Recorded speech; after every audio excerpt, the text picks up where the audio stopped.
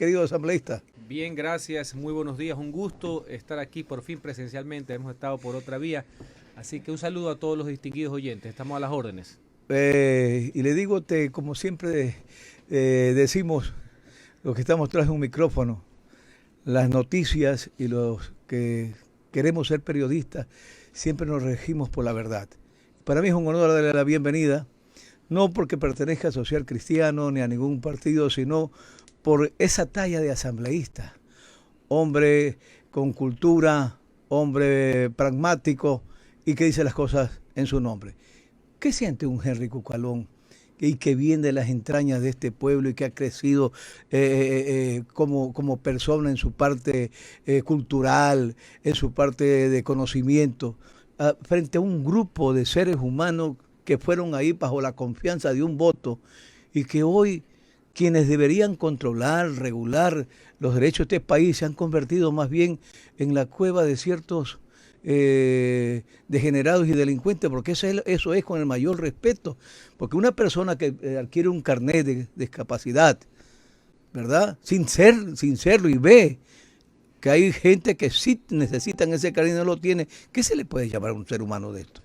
Comparto su legítima indignación, rabia inclusive uno Así es, y siente. discúlpeme Sí, haber comenzado con esto sí, realmente. es verdad, yo siento también a veces esa impotencia, porque sin perjuicio de las diferencias democráticas, que eso es válido, sin perjuicio de las posturas inclusive ideológicas y jurídicas, porque el Congreso, el Parlamento, hay un choque de ideas jurídicas en cuanto a la legislación, y es válido, así se enriquece inclusive el proceso.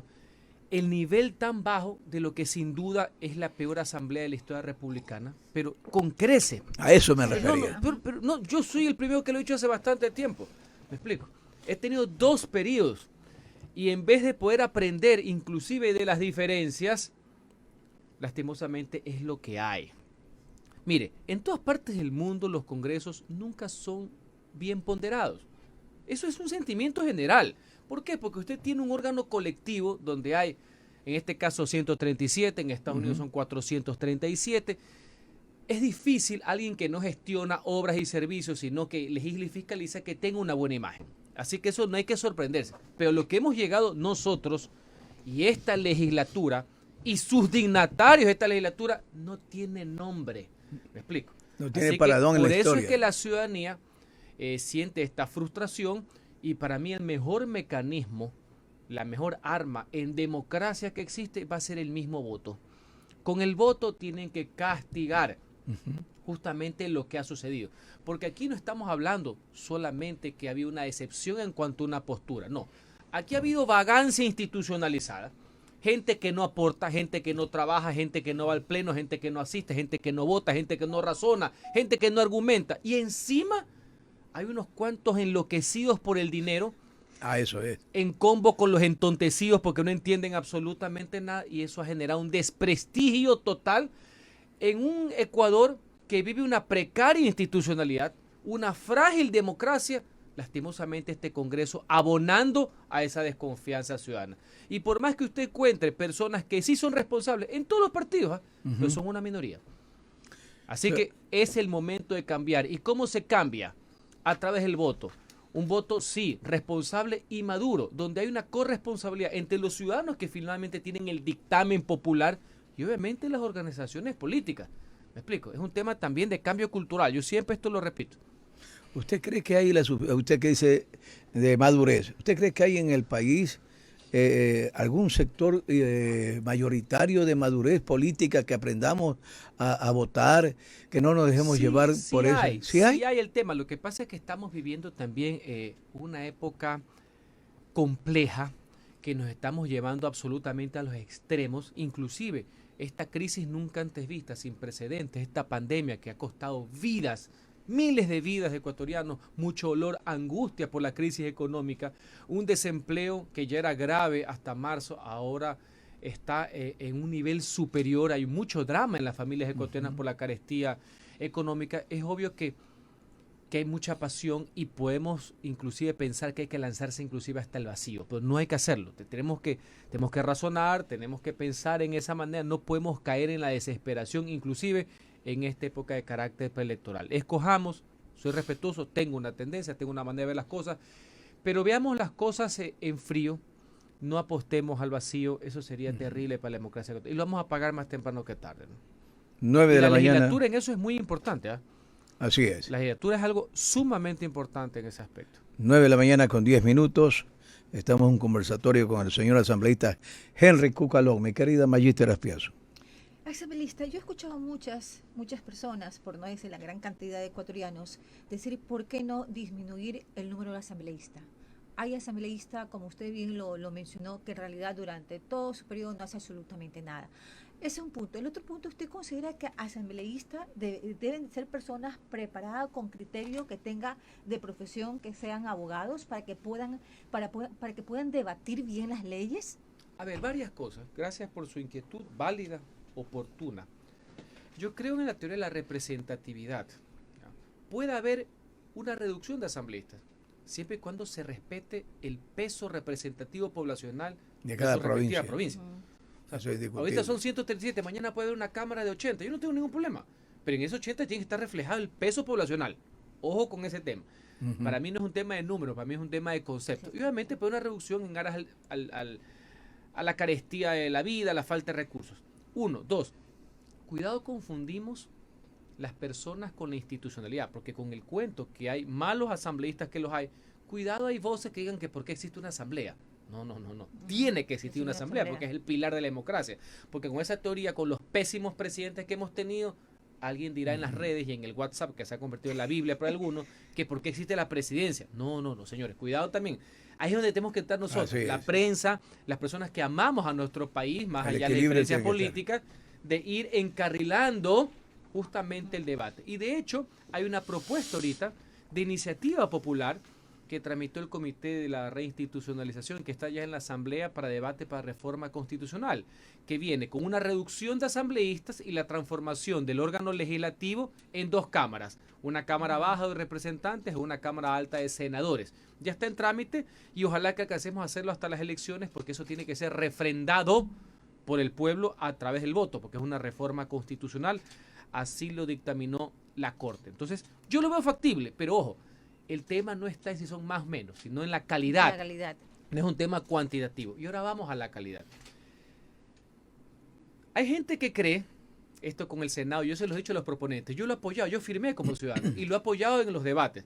Pero hay gente que cree que solo porque va a haber Senado, aquí van a venir pues unos patricios romanos y va a aparecer como el arte de Birbir lo que va a aparecer Raúl Clemente Huerta virtual, Jaime Roldós por acá, Rodrigo Borja, Barack Obama. Yo no sé qué tipo de drogas estén, pero así no funciona la democracia.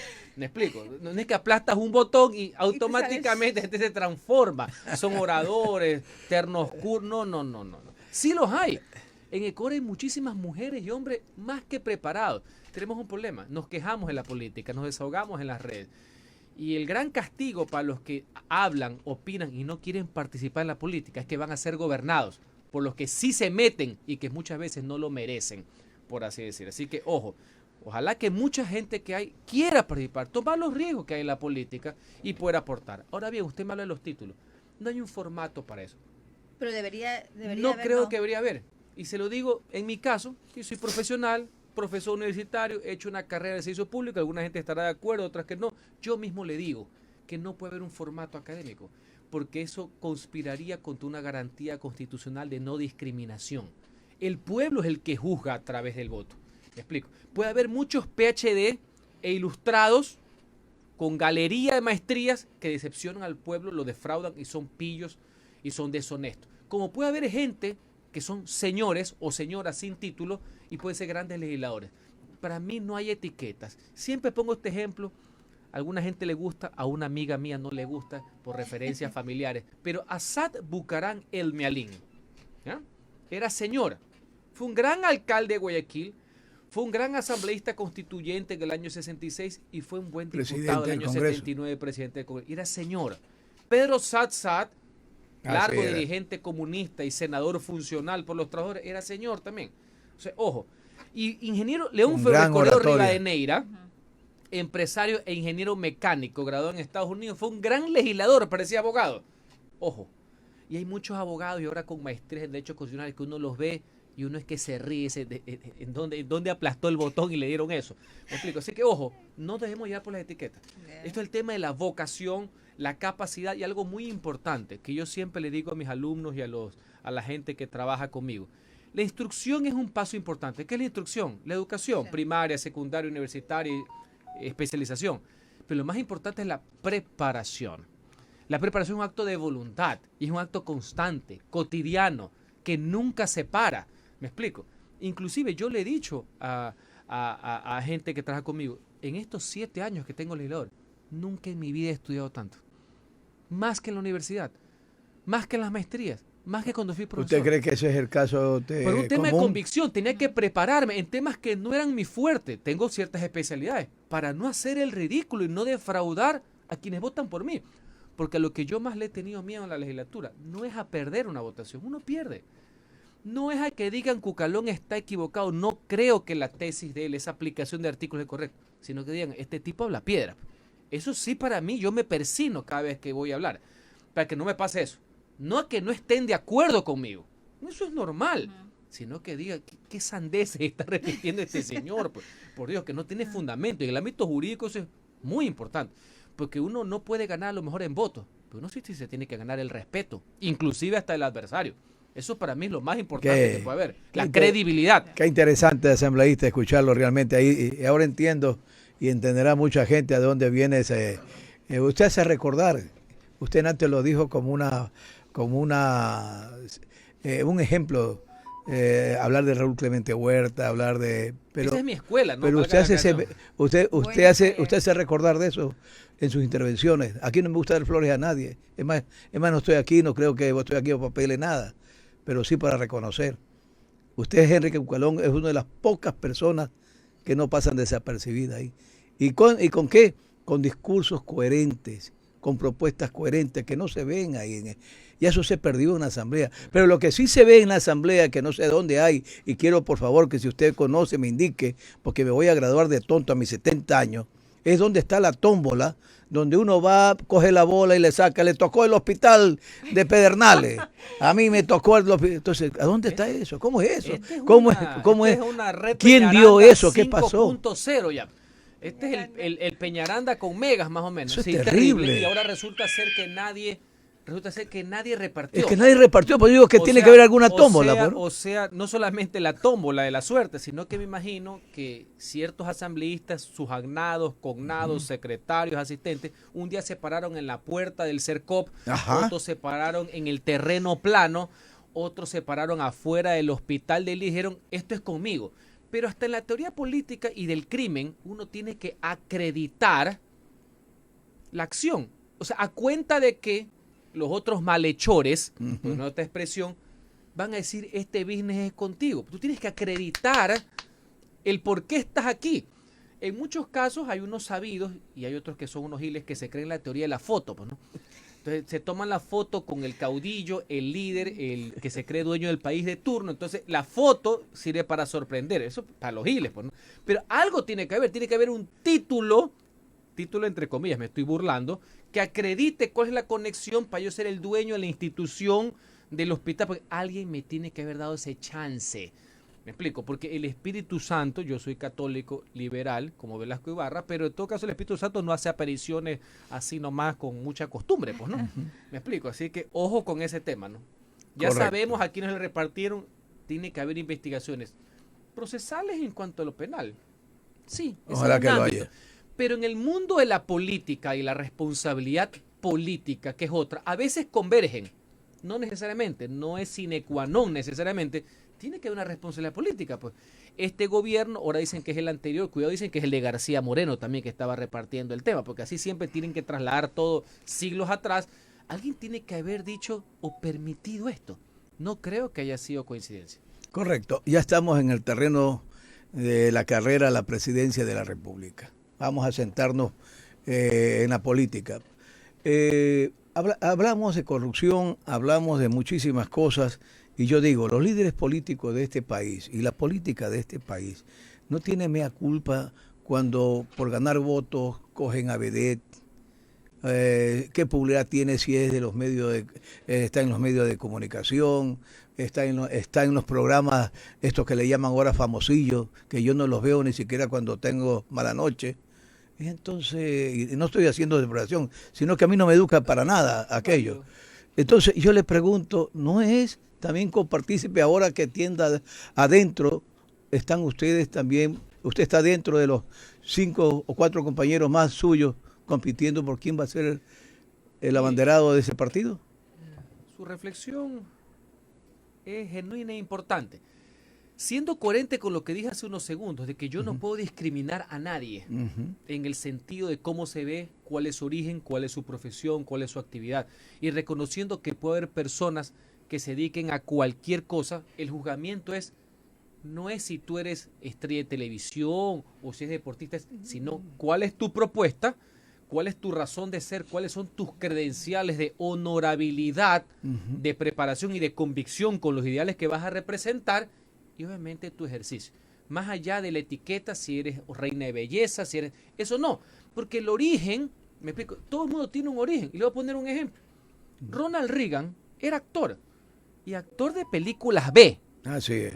Vamos a ir aclarando el tema. Y para los que les gusta la política norteamericana, es un referente de los conservadores del Partido Republicano y presidente reelecto de Estados Unidos. Un hombre de ideas. Y su origen fue actor. Se hizo famoso siendo presidente del comité de sindicatos de los actores. O sea, no era Harvard, no era Princeton. O sea, vamos para ubicarnos. A mí me gusta mucho ejemplificar. Entonces, yo no hago abstracción o categorización del origen. Si esa persona, señor o no, etiqueta o no, viene en cualquier ideología, se prepara, se pone, se compromete con la gente, es honesta, obviamente tiene ideas claras a favor de la gente, vamos adelante. Ahora, ¿cuál es el problema? Que muchas veces, no siempre, pero casi siempre, los que tienen ese origen tienen esa decepción, y por eso comprendo su inquietud. En el caso de nosotros, que la mayor parte del resultado, perdón que lo interrumpa, de los futbolistas que han llegado, de la gente de pantalla que ha llegado, lo que uno encuentra es un desastre. Y peor cuando interviene.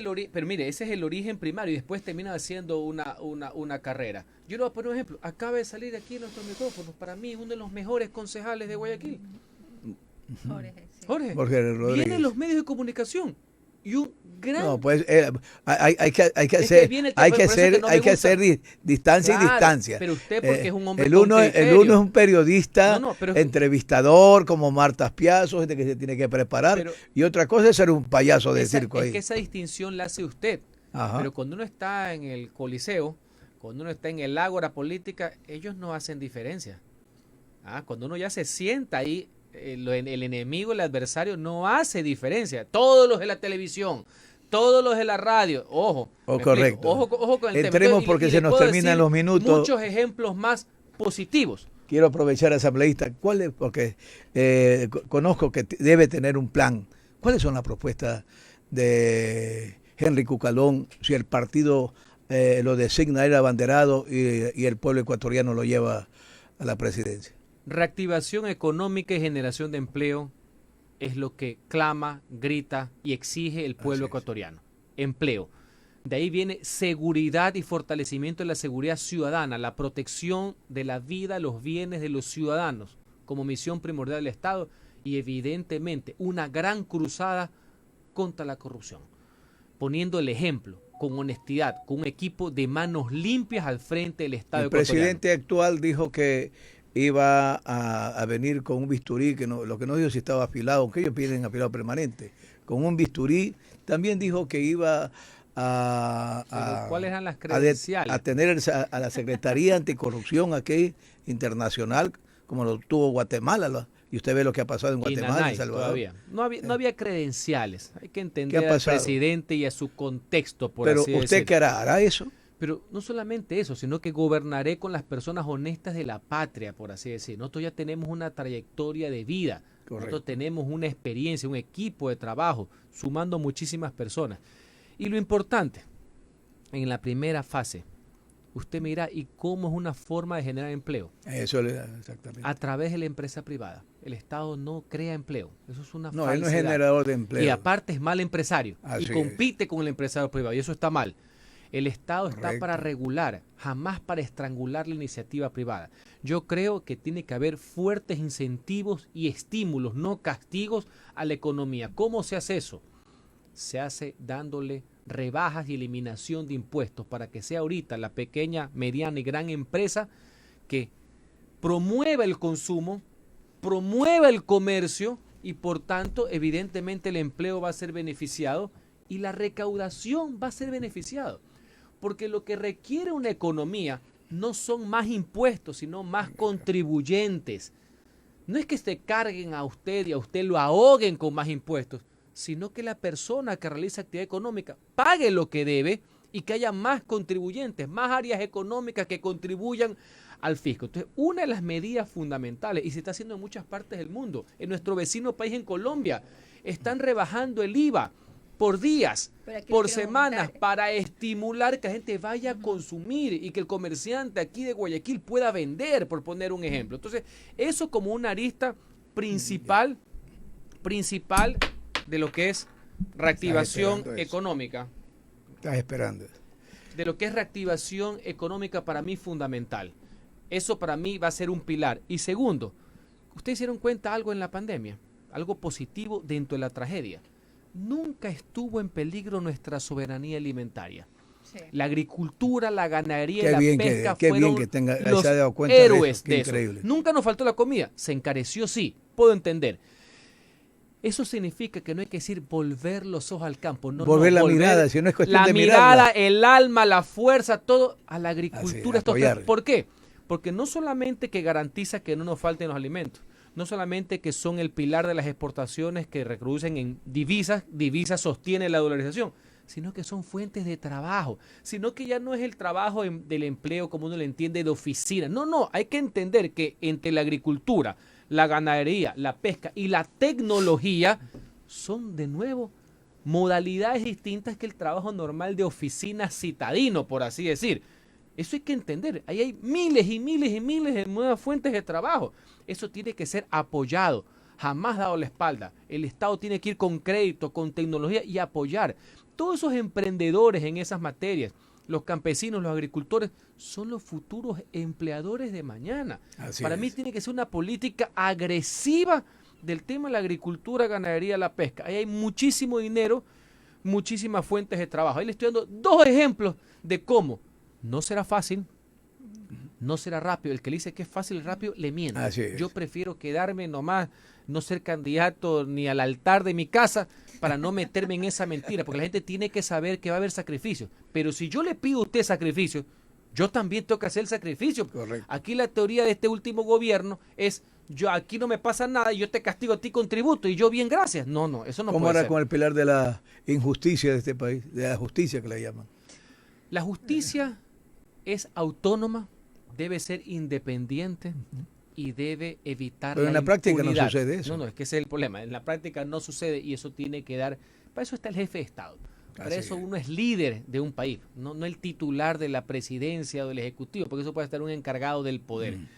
Obviamente hay acciones articuladas, nadie está por encima de la ley, ¿me explico? Correcto. Y con una gran cruzada, cada uno en sus aspectos. El ejecutivo haciendo cumplir las leyes, el otro generándolas, como es el legislativo, y la justicia impartiéndolas. Con el ejemplo, con una nueva cruzada, creo que podemos darle la vuelta a la situación que ha estado pasando. Qué bien, mi querida Martita Espiazo. Asambleísta, ¿y qué pasa con los endeudamientos que tenemos con los organismos multilaterales de crédito, con China? ¿Qué va a pasar? Bueno, eso tiene que ser evidentemente reestructurado. Le voy a poner un ejemplo.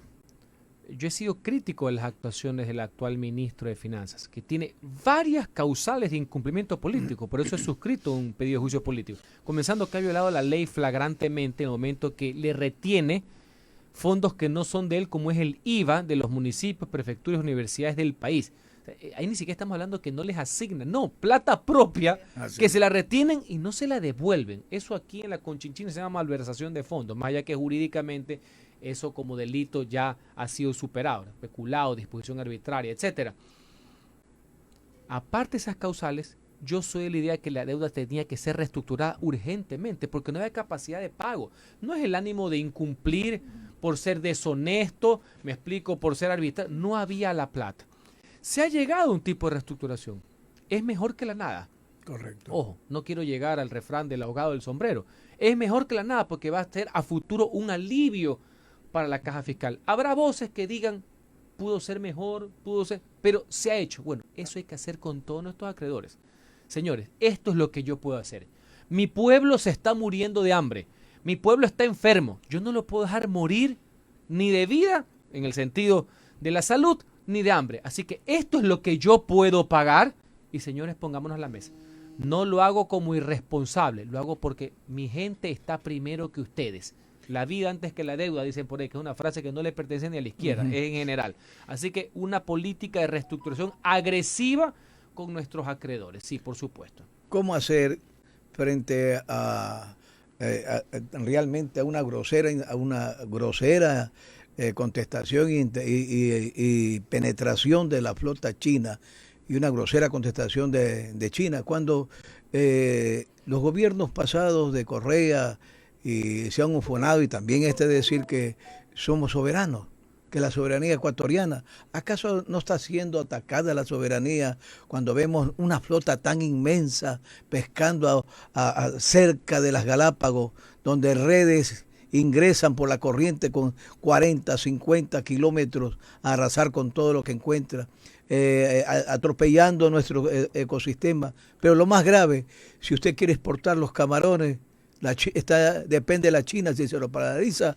o no, porque si se sienten mal, hay que arrodillarse ante la China. Y hablábamos de un imperio americano, que los americanos no es imperio.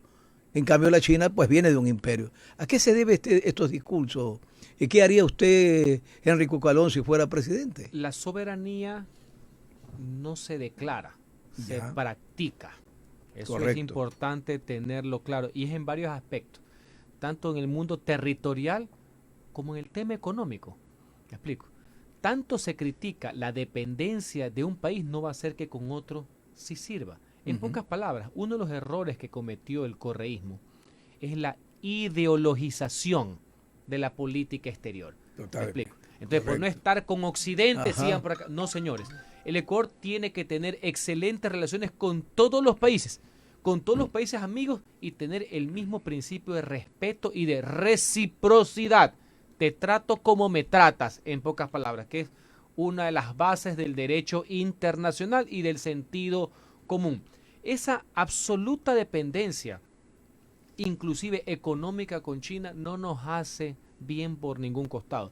Yo saludo, una de las pocas cosas que ha hecho bien este gobierno es volver a tener las puertas abiertas con Estados Unidos, por ejemplo, que es nuestro socio natural. Claro que sí. Donde hay cientos de miles de ecuatorianos que están en el país del norte, por poner un ejemplo.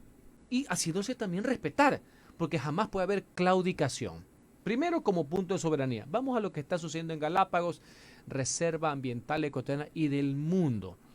Así es. Aquí la pesca que se está haciendo es casi en el límite de la zona económica, en un corredor que es internacional, que entre comillas no nos pertenece, pero que el hábitat que hay ahí, me explico, la biodiversidad. Pero eso fuimos culpables nosotros estar en ese corredor. Claro, obviamente también nos va a terminar afectando, porque sin perjuicio de que no hay una violación territorial, sí hay una violación a diversos tipos de normativas y tratados, porque están haciendo un tipo de pesca de depredación de especies que no pueden ser capturadas, y eso le debe preocupar no solamente al Ecuador, le debe preocupar a Colombia, a Perú, a todos los países de esa franja, porque lo que está cometiendo China con esta arbitrariedad que ya en ellos parece ser que es consuetudinaria, me explico, es afectando no solamente a nosotros, y que puede colateralmente afectar la biodiversidad de Galápagos, que reitero es la reserva natural del mundo, sino que está violentando normas en general. Y ojo, gran parte de la flota china hay de otros países, y no se sorprenda que en esa franja también pueda haber inclusive connacionales. Ojo con ese tema, estoy hablando conceptualmente, porque si bien son aguas internacionales que se denominan, que están casi al ras de la zona económica, puede ser que ese tipo de pesca que se denomina ilegal, no declarada, ese es el término, porque también he tenido que aprender el tema, también la gran mayoría son de embarcaciones chinas, y también otras pueden ser inclusive connacionales. Y ahora vamos al tercer factor. Mis respetos para China, como no puede ser otro país, no puede ser otra manera con un país, Pero hay que entender también ciertas prácticas, ¿no? China tiene un modelo sui generis, donde en lo económico practican casi un capitalismo salvaje. Salvaje, ese es. Pero en el ámbito de la democracia, las garantías de la política, tienen el modelo de partido único, o sea, el peor de los Así mundos, es, el peor. por así decir. O sea, tienen lo excelso del comunismo Así y es. lo peor del capitalismo. ¿Me Así explico? es. O sea, ojo, ¿no? Exactamente. Yo los respeto cual más. Esa es su forma que han escogido de gobierno. Yo no la comparto, valga la ocasión, pero tienen unas prácticas bastante Sí, sabe que hay inusuales, por gente así que se decir. suben a esos barcos y jamás bajan. Unas prácticas bastante Son inusuales. Lo que terribles, sí, jamás bajan. como ciudadano del Impresionante. mundo, es que sí condeno esas prácticas de depredación, porque no es pesca normal lo que hacen Totalmente. en las aguas del mundo. Le agradecemos tanto, mi querido asambleísta. Nos hubiera gustado tener más tiempo. Tenemos ya al señor Andrés Arens, quien es viceministro de Acuacultura y Pesca, esperándolo. Esperamos Gracias que a ustedes por la oportunidad. Esperemos hacerlo mucho esperamos más tenerlo en seguido otra en este oportunidad. diálogo. Realmente siempre es enriquecedor hablar con usted y que Dios lo bendiga y ojalá que también gente preparada hoy por hoy nos represente. Porque créame, yo por lo menos ya no aspiro a nada, pero sí quisiera dejarle a mis nietos y a mis hijos un mejor país. Y Dios quiera que Dios ponga en el camino y abra brecha. Yo soy un hombre muy creyente en Dios. Y Muchas por eso gracias. siempre lo nombro. Gracias a usted. Gracias. Que Dios los bendiga. Éxito. Esto fue un conversatorio con el señor Henry Cucalón, asambleísta del Partido Social Cristiano Madera y Guerrero. Hoy también internamente compitiendo con